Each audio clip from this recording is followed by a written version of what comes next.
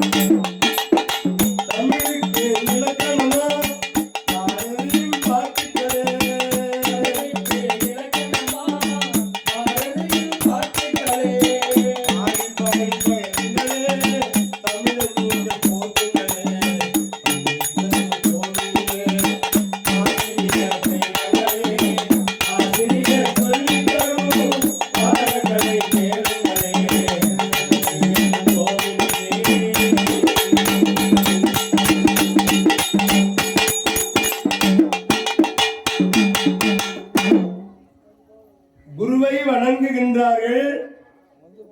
பாண்டவர்கள் தர்மராஜா வந்து துரோணாச்சாரியாரிடத்தில் பேசுறாரு. ஆசிரியரே, உங்களுக்கு என்ன குரு காணிக்கை வேண்டும்?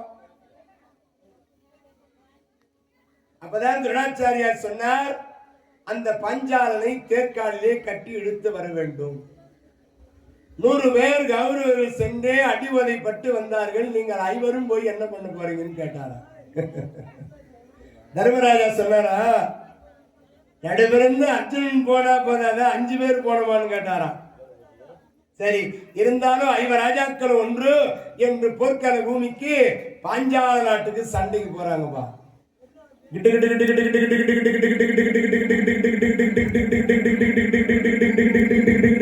தேர் போகுது.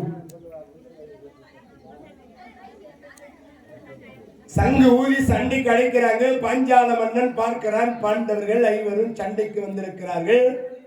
தேரிலே அர்ஜுனன் வில்லும் அம்போடு நிற்கின்றான். பாஞ்சால மன்னன் எதிரில் வந்து நிற்கின்றான். போர்க்கள பூமியிலே நேருக்கு நேரான யுத்தம். இருதரத்து சேனைகளும் மோதுகிறது.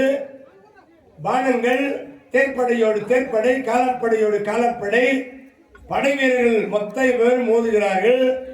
எடுத்தான் பானத்தை, தொடுத்தான், ring ring ring ring ring. அத்தனை பானங்களும் பாஞ்சாலனுடைய கரங்களில் இருந்த வில்லை அம்பை தள்ளிட்டார்.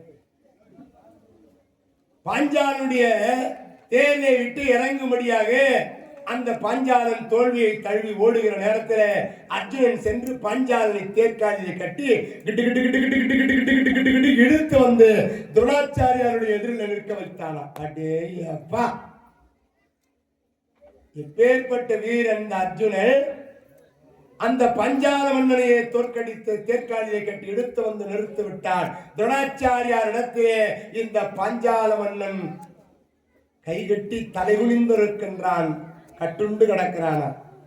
தூரு கொண்டு கனை பொழிந்து சோமகேசர் பொருதலால் 100 கொண்ட குமரர் தங்கள் நகரி மேல நோக்கினார்.